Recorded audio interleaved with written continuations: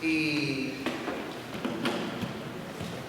en esa tarde, una de las tantas motivaciones que tenemos cuando leemos, cuando asistimos a las reuniones, cuando venimos los domingos, cuando oramos, una de las muchísimas motivaciones que tenemos es conocer mejor al Señor.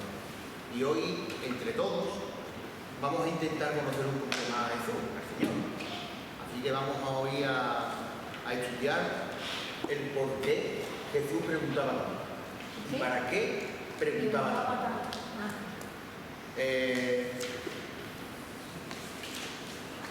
Jesús tenía dos maneras muy importantes o muy significativas de comunicarse con los demás, que era haciendo grandes cosas, pero también diciendo grandes cosas. Así que hoy vamos a estudiar el tema del por qué Jesús preguntaba tanto. Hay muchísimos motivos por los que Jesucristo preguntaba tanto a los demás. Y claro, como él nunca dejaba nada al azar, las preguntas que él hacía tenían su motivación. Yo he cogido algunas aquí y entre todos vamos a ver. Por ejemplo, cuando tú preguntas a otra persona, tú ya abres una relación. Jesús cuando preguntaba, una de las motivaciones era abrir relaciones con esa persona. Otra motivación por la que yo creo que Jesús preguntaba tanto era para crear conversación. ¿Por qué creéis que Jesús preguntaba tantas cosas? Para saber si sabía muchas cosas ¿La persona? Yo digo que nuestro Señor, en su capacidad de, siendo hombre y siendo Dios, él sabía, ¿no?, la respuesta a esas preguntas, pero permitía de que las personas se desarrollaran para revelarles el por qué. Bien. Porque para él no hay nada oculto. ¿Qué pensáis? Yo creo que también es porque muchas veces, no estoy segura, siempre cuando decimos las cosas en voz alta es como si fuéramos a veces conscientes de lo que estamos diciendo. Y entonces habrá cosas en las que Jesús, como él ha dicho, él lo sabía todo, él no necesitaba que le dijeran nada, es posible para que tomaras conciencia de lo que estaba ocurriendo o haciendo o diciendo. Porque si yo hace ya mucho tiempo que leí que cuando tú tienes miedo, si tú dices tengo miedo, es en principio para dejar de tener miedo. Entonces es algo así, ¿no? Como que si por ejemplo, yo le pregunto a mi Manolo, ¿tienes algún problema? Y tú me lo dices en voz alta, como que te eres consciente de que tienes un problema. Creo. Sí. También es curioso que de muchísimas preguntas que le hicieron a él, casi la mayoría la respondía con otra pregunta. Curioso. Y una cosa que me ha sorprendido mucho, porque le hicieron muchísimas preguntas. Intentaron desafiarlo, intentaron de cogerle el fallo y respondía con otra pregunta. Y también usó mucho la inteligencia. Vemos lo inteligente que era, como Dios mismo que era, y cómo usó esa inteligencia para cambiar muchas situaciones que eran trampas, la cambiaba y lo llevaba donde él quería y donde tenía que llevar esa conversación. Yo he clasificado algunas preguntas y vamos a verlas entre todos. Una de las maneras que tenía de preguntar era desafiar al oyente. Desafiaba al oyente. Nos vamos a ir a Mateo, al capítulo 22, del 16 al 18. Repítelo, por favor. Mateo 22, del 16 al 18. El que lo tenga lo puede leer.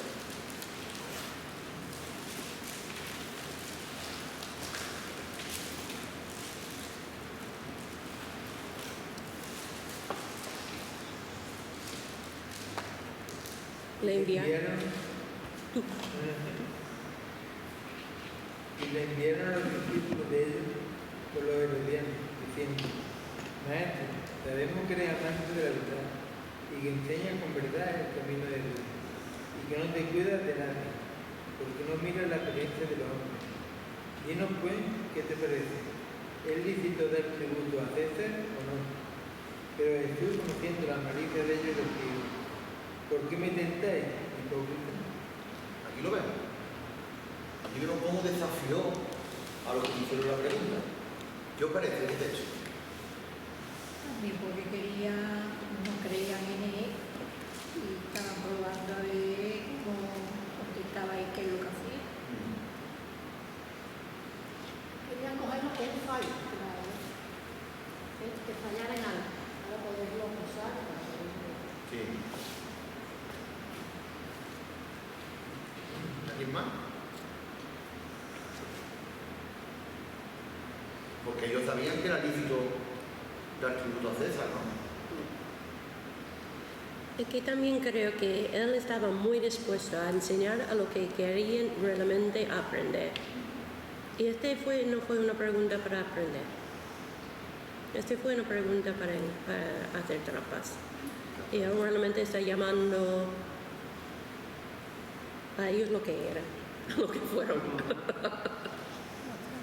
Y claro, como ellos estaban bajo la cultura romana, entonces los judíos, por ejemplo,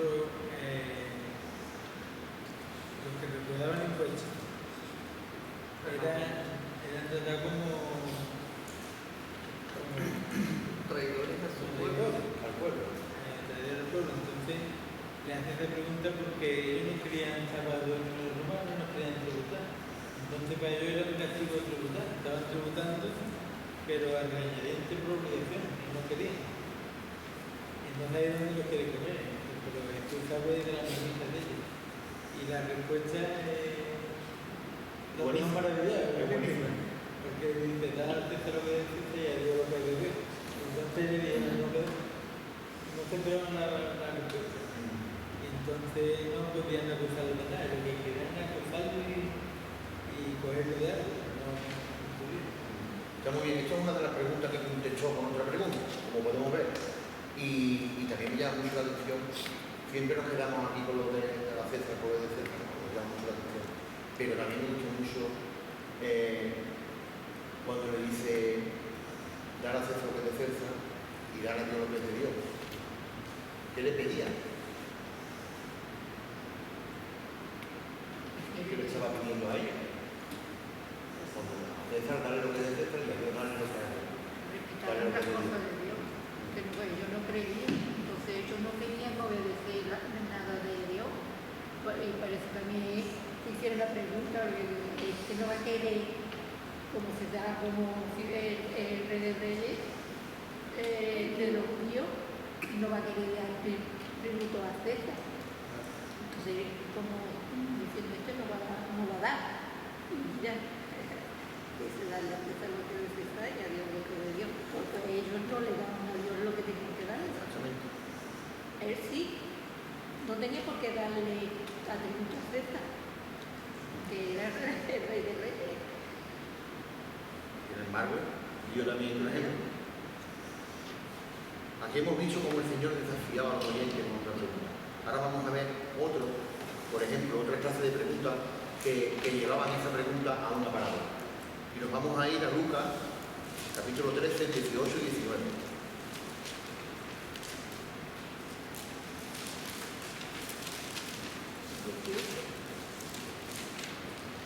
Lucas 13. Sí. Esta es la parábola de la...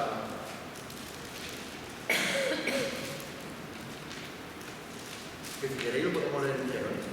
Parábola tenía mostaza. Sí, si lo queréis leer lo que es la parábola de la mostaza, lo leemos entero. Yo os he ido a la pregunta para que lleguemos ahí todo. Está bien que lo leamos entero. Dijo: ¿a qué es semejante el reino de Dios? ¿Y con qué lo compararemos? Es semejante al grano de mostaza que un hombre tomó y sembró en su huerto, y creció y se hizo árbol grande, y las aves anidaban en su ramo. porque si no era venir. Aquí tenemos dos preguntas. Y aquí vemos cómo se introduce una parábola y lo hace de tal manera que cómo llevo hecho una parábola. Era tan inteligente que daba mucho de origen de verlo y lo estamos disfrutando cuando lo leemos. Y hace dos preguntas. ¿Qué se parece al reino de Dios? ¿Con qué la comparará? Y aquí vemos cómo al oyente le hace pensar para después explicarle.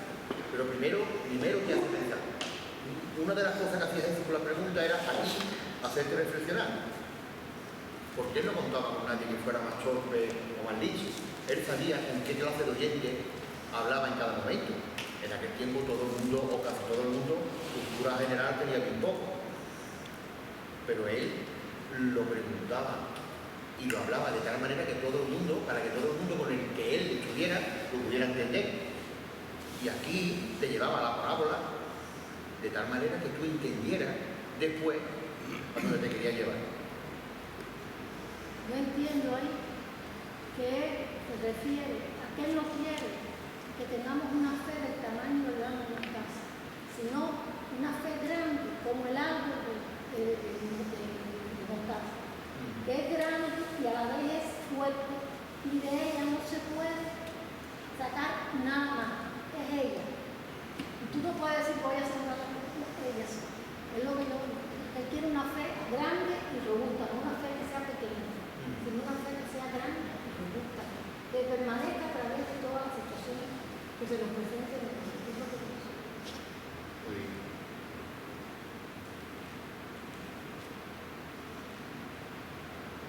Él hace la pregunta, pero el reino de mostaza es pequeño, pero cuando lo siembras en el cuando tiene esa semillita, va creciendo dentro de ti y se hace como el árbol ese grande que para las aves, para todo, y cuida y lo protege. O sea, el creyente es lo mismo, cuando nace la semillita en tu corazón, y ir creciendo en las cosas de Dios. Y hace crecer y irse como un árbol, con las ramas y con todo. Qué maravilla, ¿eh? Qué maravilla que seamos unos creyentes que llegue un día que seamos como el árbol del reino de mostaza. ¿Cómo tiene que ser un creyente así? Qué maravilla. Que dé sombra, que vengan las aves y se posen en tu rama. Pero cuando tú conoces al Señor, es una semillita lo que tiene el Señor en tu corazón. Sí. Lo primero te cuesta mucho trabajo, hacer todas las cosas, ¿no? De ir creciendo y de ir obedeciendo la palabra y de ir conociendo a Dios, que el creyente no se hace de la noche a la mañana. Y pasa mucho a la noche que va a decir y no termina. ¿Verdad? No termina. Pienso yo que ¿Alguien más? Pero los muchos tenemos poca fe, porque en esto muy separado si tuviéramos la fe común, claro. Si tuviéramos, exactamente, tú lo has dicho. Hasta la montaña. Tú lo has dicho, que tuviéramos, es verdad. Entonces, por eso quiere decir aquí que nuestra fe que no es muy grande. Y además es que el grano de mostaza es la semilla, yo creo que es la semilla más pequeña que hay. Yo no sé si ustedes conserváis, pero Gloria nos regaló unos botecitos con semillitas de mostaza. Y yo lo tengo todavía el botecito. Y es súper pequeñita. Y es la que, según tengo entendido, es la semilla más pequeña. Por eso de ahí el ejemplo. Y claro, parece mentira que de una cosita tan pequeñita pueda llegar a crecer una árbol tan grande.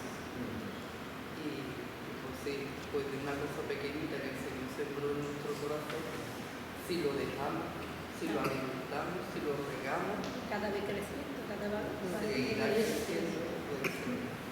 Y además, Está hablando del reino de Dios, no es la fundación. No. No está hablando del Porque a reino. nosotros nos gusta incorporabilidad. Pero el reino de Dios, cuando siembra la semillita en ti, el reino de Dios lo que va creciendo en ti. Entonces, ¿qué quiere decir la palabra? Que tenemos que crecer, que tenemos que estudiar, que tenemos que crecer en el conocimiento de Dios. En el reino de Dios tenemos que estar, vamos, la semilla tiene que estar ahí sembrada en tu corazón y creciendo cada día. ¿Qué es el reino de Dios? El reino de Dios.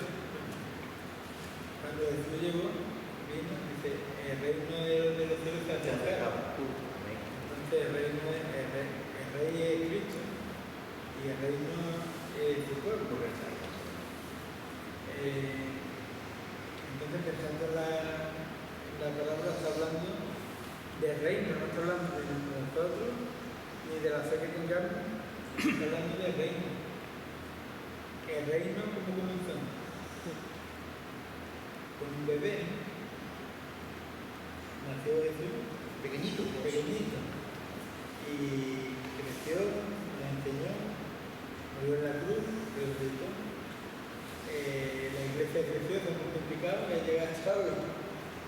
Dándole conmigo, Empezó con un granito de mostaza, pero ya antes de que naciera Jesús, ya el reino de Dios estaba de ahí. Y lo que estamos viendo, y no sabemos la dimensión del reino de Dios, porque el reino de Dios también está en los cielos. Cuando Él venga, de nuevo establecer su reino en la tierra. Entonces, el reino de Dios es grande, en el árbol de nosotros. Así es. Ahora nos vamos a ir a Marcos, al capítulo 8.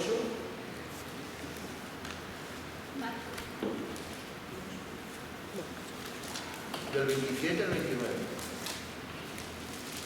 ¿Del 27? Marcos, Sí.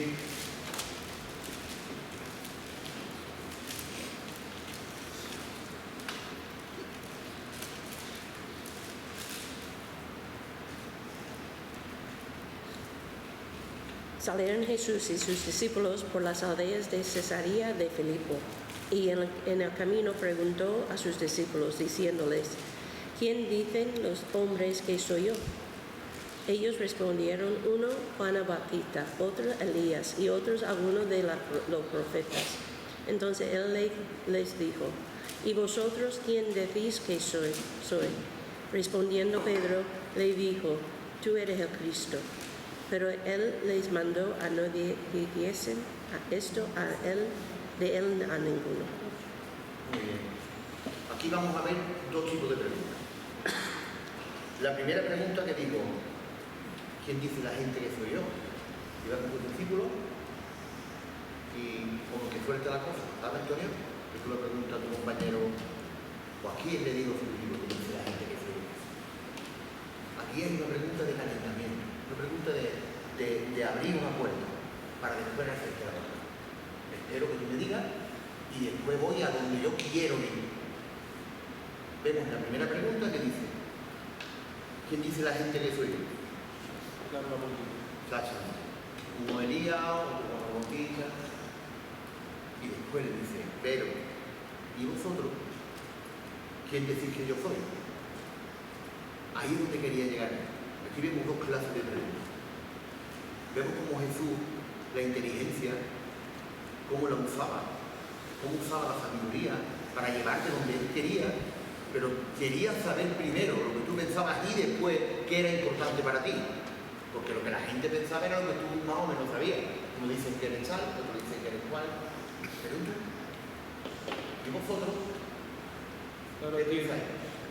él estaba como que lo puso en la posición de que ustedes ya me han conocido, que tienen una relación conmigo, y tú mismo te vas a responder quién soy, porque ya tú y yo hemos estado juntos. Claro. En cambio, la multitud, por más que lo percibiera, pero era como que dice, ya se corría el boca a boca. En una aldea, en otra, en una provincia, en otra provincia. Pero él los estaba ubicando, los estaba posicionando, porque estaban con él. Entonces es como que, así como estamos con usted. Exactamente.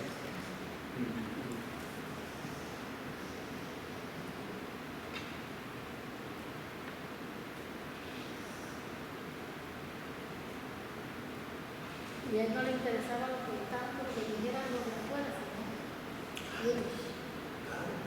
¿Qué pensaban ellos? Porque si ellos pensaban de lo que pensaban no tenía sentido que ellos pudieran seguir. Es una maravilla, es que cuando te pones a leer la palabra del Señor es una maravilla, porque si te pones a reflexionar un poquito, a meditar un poquito en cada cosita, te imaginas la situación. La gente ¿qué dice la gente? Pues mira, Jesús, la gente dice que tú eres tal igual. Dice, vale, ¿ves? ¿Qué dice la gente?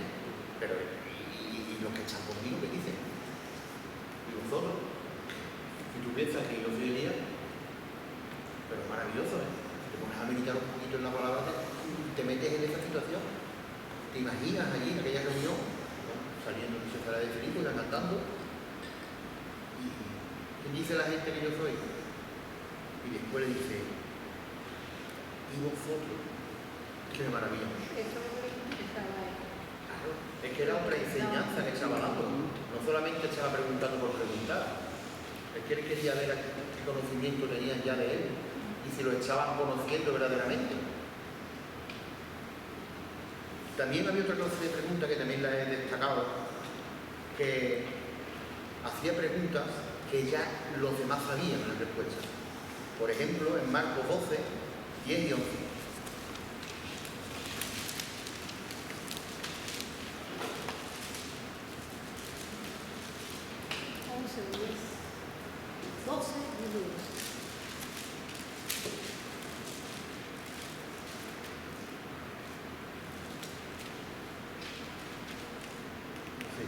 Si lo he hecho, si estoy bien o me lo he dicho. Marcos 12, ¿verdad? Marcos 12. Ni aún esta escritura habéis leído, la tierra que desecharon los edificadores ha venido a ser cabeza del mundo. El Señor ha hecho esto y es cosa maravillosa a nuestros ojos. Que todo es una pregunta. No lo he entonado como todo pregunta. ¿No has leído este pasaje de la Escritura? ¿No has leído este pasaje de la Escritura? La piedra que desecharon los constructores se ha convertido en la piedra angular. Millones de veces. La hemos leído millones de veces. Qué maravilloso. Y aquí pregunta algo que tú ya sabes. ¿No has leído tú? ¿No lo has leído, Dani? Qué maravilloso. Y aquí el contexto es cuando habla de la parábola de la viña, que todos la recordamos, y después de agarrarle que mataron, le echaron fuera de la viña.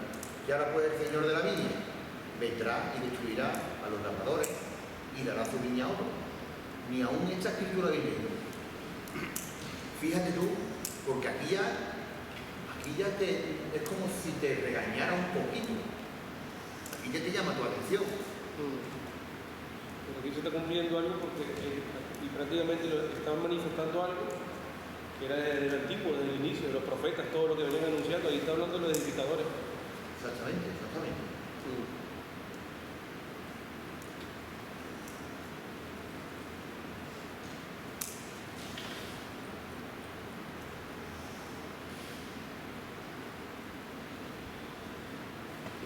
Cuando se manifiesta que dice ha venido a ser, todavía se da ángulo, claro. O sea, él es el hijo y él es el puerto hacia el padre. Sí. Fundamental. Tremendo.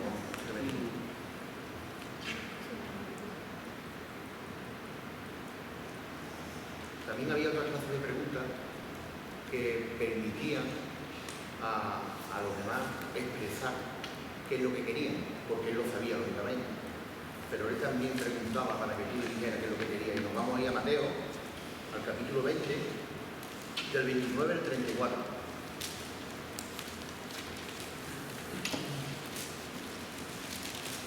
Mateo 20, del 29 al 34. Del 29 al 34.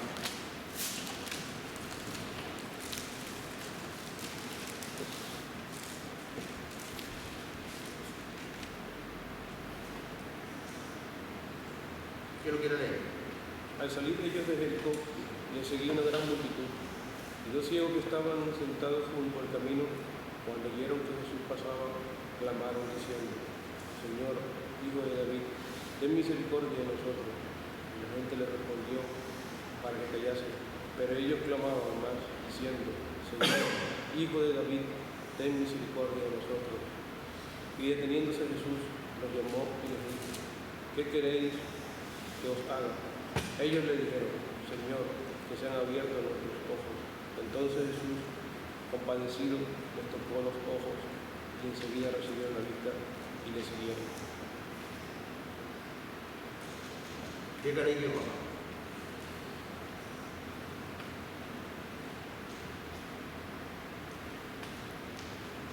¿Qué queréis que os haga el Señor?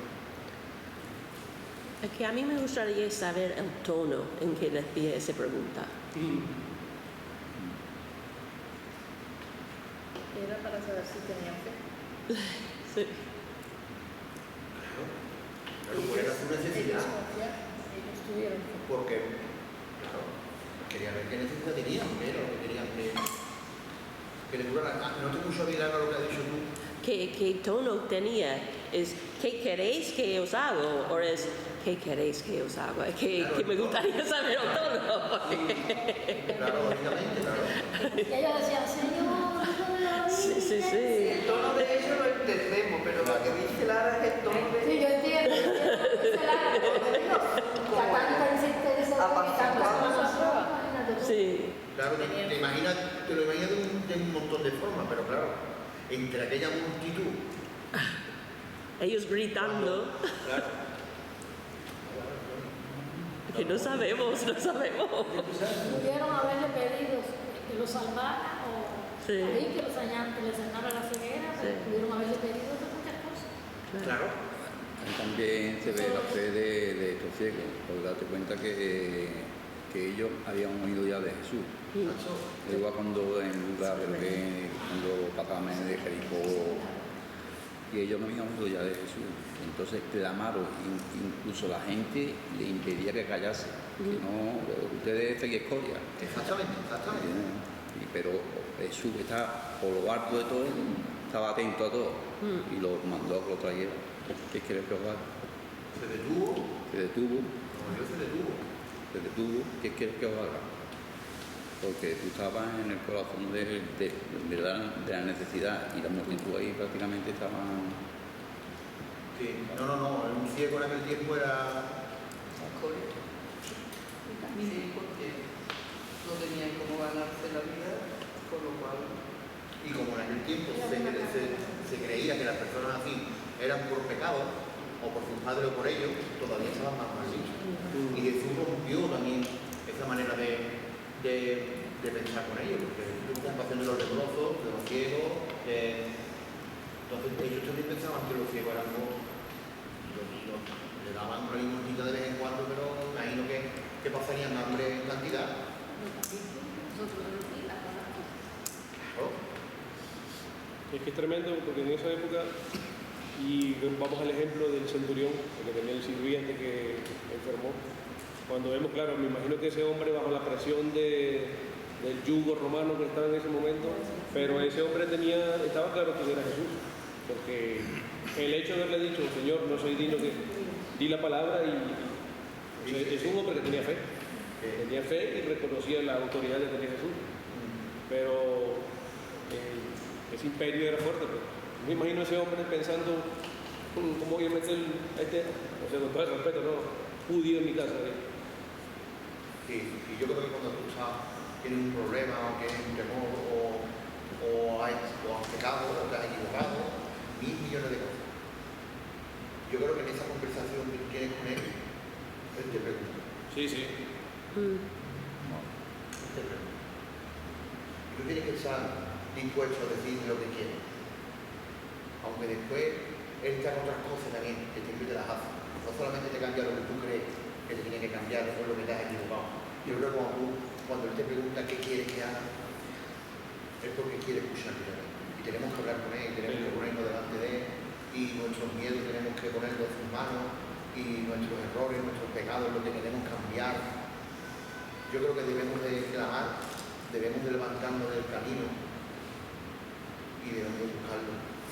Debemos de gritarle fuerte. Si es verdad, es cierto que queremos cambiar lo que queremos que tenemos que cambiar, porque todos tenemos cosas que cambiar. Sí. Todos tenemos cosas que mejorar, todos tenemos nuestras batallas, nuestras luchas y todos sabemos dónde caemos, lo sabemos. Lo que pasa es que el Señor te pregunta qué quieres cambiar, pero Él te va a cambiar otras cosas también aparte de ese problema. Pero Él quiere escuchar. Y Él te pregunta.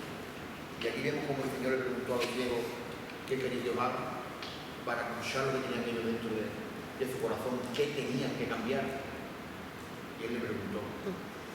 Lógicamente, si vienen dos ciegos, no le pregunta, ¿hace así? No, bueno, ¿qué pregunta? A veces no creemos que como el Señor ya lo sabe, no tenemos por qué decirle las cosas. Ahí está la humanidad de Cristo también. Porque Él podía demostrar su poder. Yo sé lo que tú quieres que cambie. No hace falta ni que te levantes del camino. Pero Él te pregunta qué quieres que haga, porque Él quiere que tú le hables. Y esa humanidad que tiene el Señor y esa la va a tener contigo siempre. Siempre. Como dije antes, también había otra clase de preguntas que Él contestaba con esa pregunta, con una pregunta. Lo vamos en Marcos 11, del 27 al 33.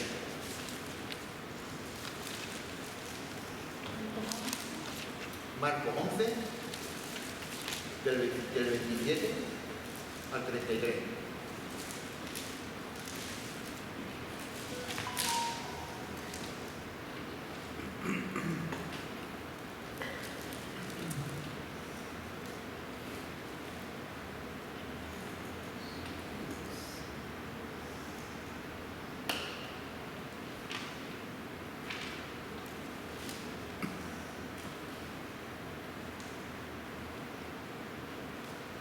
Volvieron a Jerusalén y andando Jesús por el templo, se le acercaron los principales sacerdotes, los escribas y los ancianos y le preguntaron: ¿con qué autoridad haces estas cosas? ¿Quién te dio autoridad para hacerlas? Jesús le respondió: os haré yo también una pregunta. Respondedme y os diré con qué autoridad hago estas cosas. ¿El bautismo de Juan era del cielo o de los hombres? Respondedme. ¡Wow! ¡Wow!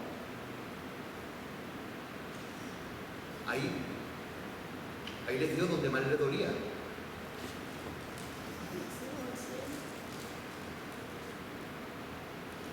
¿Con qué autoridad haces estas cosas? Según lo que tú contestas, sí que hacemos, porque lo que querían era aprenderle, querían cogerle. ¿Y decía del cielo? ¡Qué maravilla! Porque le tocaba la conciencia. Tú eras un experto en eso. Igual que a la mujer adúltera, cuando empezaron a apedrearla, se escribió en lodo y dice que tienen pecado, que sea el primero en tirar la primera piedra. Pues tú cuando hablaba y después hacía daño. ¿Dónde está lo que te acusaban? Claro. Ahí hizo otra pregunta Jesús. Levantó la cabeza, la vio sola y dice: ¿dónde están los que te acusaban? Pues aquí estamos lo mismo, porque discutían entre sí y decían: si respondíamos del cielo, dirá, ¿por qué pues no le creísteis? Si Juan el Bautista era del cielo, ¿por qué no le creísteis? Pero vamos a decir de los hombres, los sacerdotes escribas tenían al pueblo, porque todos tenían a Juan como un verdadero profeta. Sí. Si él dice: bueno, Juan el Bautista, que era del cielo de los hombres. Claro, si respondemos del cielo, va a decirle a Jesús: bueno, ¿por qué no le creísteis si me estaba predicando? Yo estaba anunciando que venía. Claro, porque ellos a Juan lo tenían como profeta, sí lo reconocían como profeta. Donde había la piedra de tropiezo, como quien dice, era nuestro Señor, donde ellos no lo reconocían cuando Él manifestaba ser el Hijo de Dios. Claro. Pero si estos hombres estuviesen ante la presencia de un Elías, de un Zacarías, de esa gente, Zacarías le hubiese hecho esa pregunta a Elías, esos hombres le hubiesen respondido del cielo, le hubiesen dicho. Claro. Porque no lo reconocían y lo tenían como padre, los padres, los profetas, pues, a esa gente. Claro. Pero nuestro Señor Jesucristo, como era esa piedra, Tenemos que acordarnos que lo que hablamos antes, que le dijo: la gente que dice que soy, sí. le dijeron: no, Juan el profeta. Por lo tanto, claro, y entonces Juan el profeta, ¿es del cielo o de los hombres? Claro. Y ahí los dejó. Ahí no pudieron hacer nada. O se me echan el pueblo encima, o Jesús me dice: entonces no lo hemos creído. Tremendo, ¿eh? Tremendo. Otra clase de pregunta que hacía Jesús es que explicasen el sentido de la palabra. Cuando le enseñas una palabra. Mira, nos vamos a ir a Lucas 10.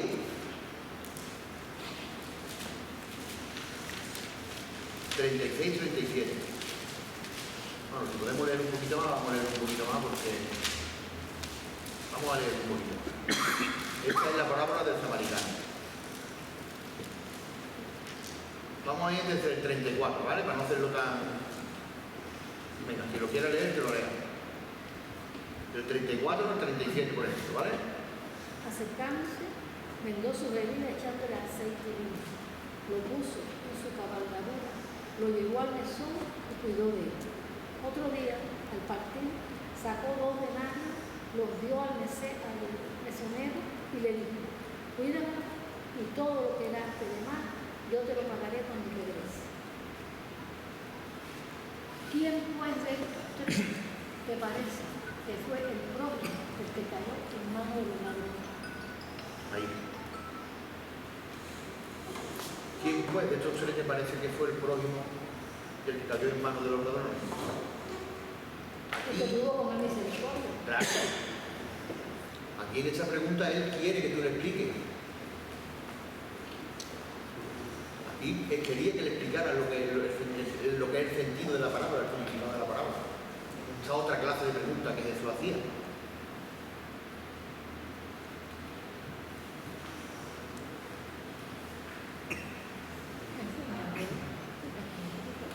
Dime, Carmen. Enseñándolo. Claro, aquí le explicó la parábola del buen samaritano, como todos conocemos.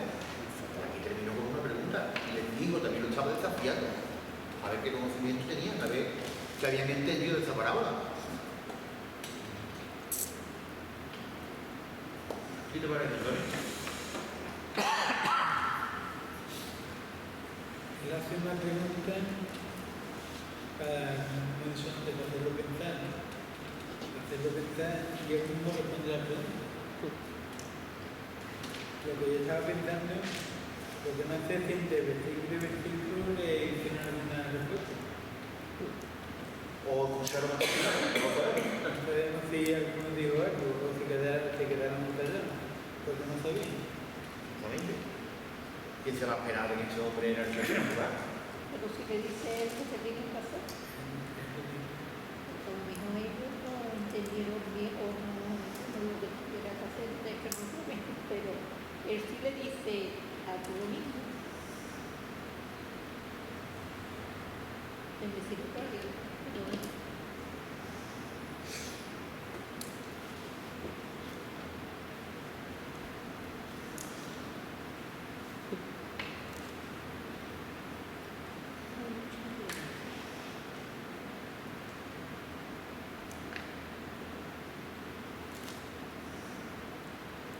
También hacía otra clase de preguntas para que pudiéramos calcular el coste de cada cosa, la importancia de cada cosa. Y nos vamos a ir a Lucas 14, que también, como estáis viendo, estamos leyendo bastantes textos conocidos por todos. Está en Lucas 14, a partir del 26 hasta el 32.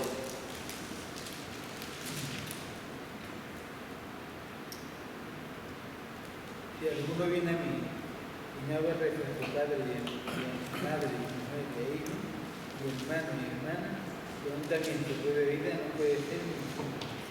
Y el que no lleva su cruz y viene tras de mí no puede ser mi discípulo. Porque ¿quién de vosotros queriendo edificar una torre no se sienta primero y calcula los gastos a ver si tiene lo que necesita para acabarla? Sigue, Antonio, vamos a seguir.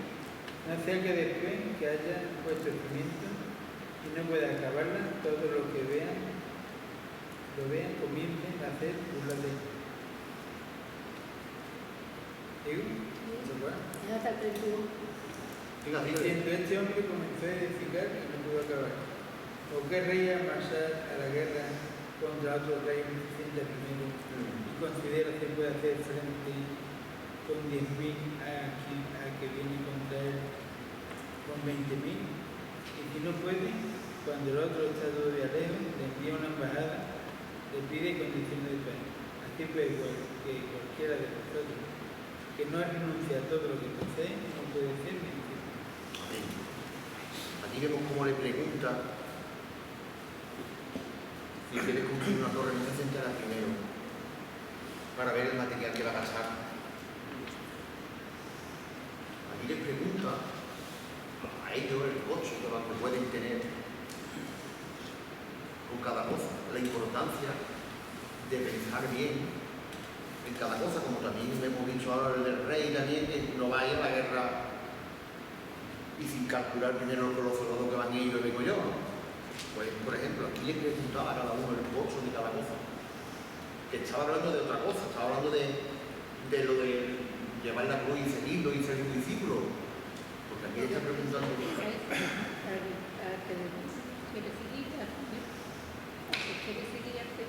Claro, para hacer un discípulo, exactamente. Que yo paga un costo. Exactamente, y calcular bastante bien. Tiene que valorarlo todo y Seguir al Señor no es gratis. si no, no puedo hacer. Cada uno hemos tenido que dejar cosas en el camino. Sí. Que valoren en los pueblos para seguirlo él. Si no puede,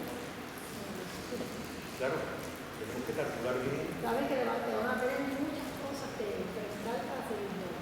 Sí. Muchas cosas que soltar. Si no, no lo pueden seguir. Y siempre daba una explicación para que los demás lo entendieran. Según las circunstancias donde estuvieran viviendo, o hablaba de ganado, o hablaba de animales, o hablaba de árboles, o hablaba de comida, y aquí en este caso habló de guerra y habló de torres, de como el que hace una obra.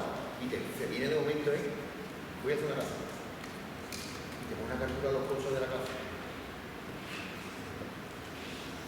No se pensaba en lo que tenemos que hacer, lo que queremos hacer, que pensemos bien lo que vamos a hacer, para después no quedar tan. Sí. Porque lo es poner que lo siga él, para seguirla en su ministerio, pero te da en muchas ocasiones de la vida que tienes que pensar y saber lo que tienes que hacer. No similitudes. Enseñanza. Enseñanza. Enseñanza para Todas las preguntas que hacía Jesús era para enseñar a los demás. Todo lo que tenía era un sentido de enseñanza, de conocer a la persona a la que le estaba preguntando cómo echaba su corazón en aquel momento, cuál era su compromiso, cuál era su intención, cuál era su necesidad, aunque lo supiera. Él quería entablar conversación, quería conocer a la persona, quería conocer cómo está su interior, su vida y preocuparse de cómo estaba. Y si nos vamos a Juan, capítulo 6, esa es la última pregunta que he destacado de la manera que tenía de preguntar. Juan 6, del 66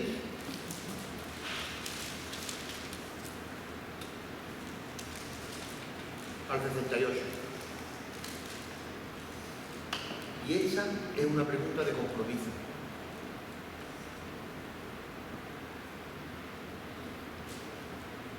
¿36 a 38? Del 66 al 68. A ver, tenemos una pregunta en esa. Desde entonces muchos de sus discípulos volvieron atrás y ya no andaban con él. Dijo entonces Jesús a los dos: ¿queréis acaso ir también vosotros? Hasta aquí está la pregunta nada más. Aquí sí me pasa como a ¿cómo sería el tono de poder?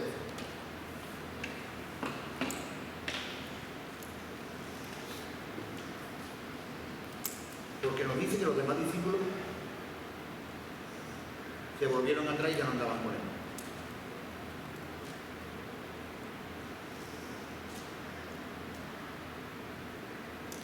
Esto le pasó en varias ocasiones.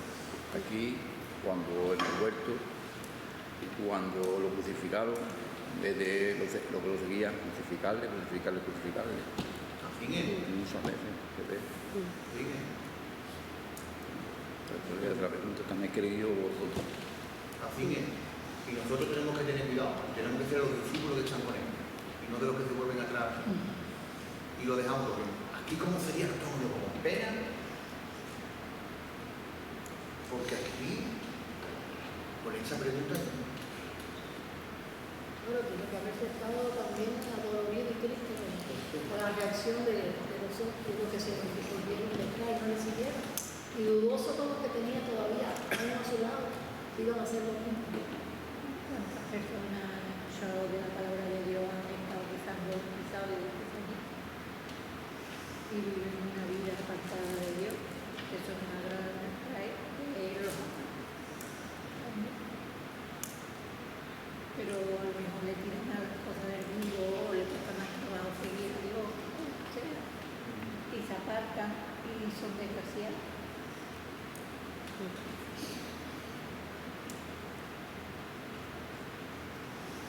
Esa parte también donde me vino a la memoria, le estaba buscando, que yo cuando leo Marcos en la Biblia acá, y esa parte también como el Señor, cuando Él respondía, o cuando le hacía también una pregunta, Él les daba como los posicionaba. Y esa parte se hace también donde Pilato le pregunta. sí, Y nuestro Señor le dice, ¿quién dices tú que soy? ¿O quién dicen ellos? sí. Claro. Y ellos, o sea, no era él que lo iba a decir, era él, el rey, el hijo de Dios. Sí. Entonces era como que, bueno, tú lo estás reafirmando, no te lo estoy diciendo yo. Sí. Lo posicionaba. ¿Qué dice Antonio? Que me llama la atención que el Señor hace una pregunta y ahora es el discípulo lo que le responde Sí. con la pregunta. Y dice, ¿y a quién iremos? ¿Y quién es palabra de vida eterna? Aquí son los discípulos los que le contestan contra preguntas. Pero son preguntas que se contestan a otros. Sí.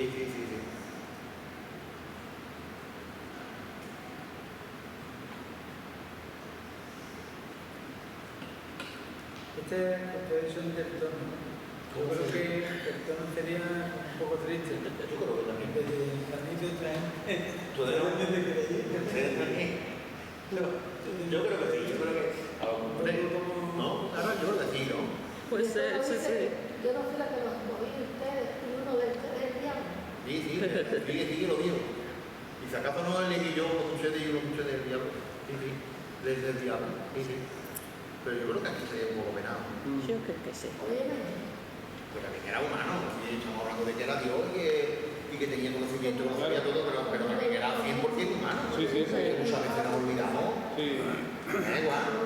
Muchas veces nos olvidamos de que él tenía también. Pero aparte, tenía que ser un poco consciente porque ellos tenían que darse cuenta de que a Dios las cosas le duelen. Sí. Porque esa es una parte que a nosotros se nos olvida. Que aunque Dios lo sabe todo, y Él no necesita de nosotros, no nos necesita a nosotros para nada, yo muchas veces me lo planteo que a Dios le tiene que doler cuando un hijo suyo lo abandona. Claro. Sí. O cuando cae, o cuando que es tu hijo, claro. Porque, ¿qué madre? Bueno, de hecho hay una parte donde le dice que madre que quiere a su hijo le da una piedra para que se la coma. ¿Qué madre no le duele su hijo? Claro, y aquí está igual, claro. ¿O qué padre no le duele su hijo? ¿cuántos padres no se preguntan? Educan a los hijos todo lo mejor pueden. ¿Qué mal he hecho? ¿Por qué no ha salido de esta manera? Mira, hoy, ¿En qué me de hecho, yo equivoco? estaba en una casa con un compañero y había una niña muy bonita, porque muy niña, preciosa la niña. Y claro, la mujer era más mayorcita ya. Y sin querer hoy entramos en la casa y se puso a llorar, sin conocer lo que era. Porque el chico lo tenía muy alta, porque tal y cual. Y sin querer me lo explicó todo. La niña es de su hija, que se le ha quitado asistencia social porque la hija Incompetente. se echó a la vida. Tu padre la mujer ya era hombre. Y ella decía, una niña que se ha criado en una casa normal y corriente, nosotros ni hemos bebido ni hemos fumado. Hemos sido una familia trabajadora, se juntó con mala compañía, se juntó con un hombre malo, después se juntó con otro peor. Dice, y hasta ahora hemos hecho luchando para tenernos con la niña porque nos quitaban la niña. Vamos, la niña estaba ya en una familia, lo que pasa es que para entregarle Los abuelos a la noche. y no querían darnos a la niña porque tenemos un vínculo con la madre y el padre, claro, como somos abuelos, creían que iba a estar el padre y la madre con la niña. Tuvimos que decirle, mira, que de parte nos vamos de Sevilla y nos vamos a Almería, donde queráis nos vamos. Y han luchado hasta la última hora. Y es lo que estamos diciendo. Yo he hecho algo malo para empezar, y ella decía que nosotros, una niña normal y corriente, y menos mal que está con los abuelos. La niña es una muñequita, menos mal que está con su abuelo porque con esa madre que no puede estar. Y es lo que estamos diciendo, que es Lo algo que le que tiene que doler a sus padres, rechazar completamente a su hija para bueno, para mal, para poder criar a su nieta en condiciones. claro. Y además, te voy a decir una cosa, con esa espada del amor pensando si lo hemos hecho mal con mi hija, ¿cómo lo vamos a hacer ya de más mayores con mi hija? Claro, Por lo menos yo me lo plantearía. Claro, esa cosita la tienen ellos ya. Ahora está con los nervios, está con la tensión alta, se le sube la tensión, pero tú desde mayor que estuvo 20 minutos inconsciente, no saben todavía de todo el estrés que ha tenido y todo lo que está teniendo. Y es lo que estamos Pero de esta forma, tú tienes a tus hijos y los educas cuando empezaron y les enseñas el entorno porque nadie quiere nada a los hijos. Exactamente. Pero cuando los hijos tienen una edad, ellos toman su propio camino. Tú eres su madre y los puedes aconsejar. Y ya cuando son más grandes, los puedes aconsejar si es que te admiten el consejo. Tienen que estar por su propio camino. El Señor es el que tiene que hacer ahora mucho. Llega un momento que tú lo único que te queda es orar. Lo único que te queda es orar por ellos. Porque tú puedes hablar con ellos en inglés, en francés y en alemán. Que el paso que ellos tienen que dar ellos. Y ora mucho durante toda la vida hasta que... Pero que si tú lo dices que falla, de que me volvieron la espalda. Claro. Claro, esa tristeza la tienen que transmitir para que ellos fueran conscientes y digan, porque es verdad, que te dueles, es el hijo de Dios, pero me duele. Yo también me vaya a No creo que fuera una pregunta con, oye, ¿y ustedes qué vayan a hacer? ¿Se vayan a hablar también? Solo que Claro, claro. yo creo que la pregunta fue de otro con otro tono. Pues así lo haríamos nosotros. Así lo haría. Así lo haríamos nosotros. Ustedes que también todavía ellos, que así lo haríamos nosotros con el orgullo de... Siempre intentando, hombre, siempre intentando de no aparentar que estoy preocupado ni nada. Sin embargo, yo, Dani. Bueno, pues entonces vamos a terminar y he apuntado 3 cositas así para terminar con una especie de resumen, pero vamos cortito. La importancia de las preguntas de Jesús, una de ellas es enseñanza.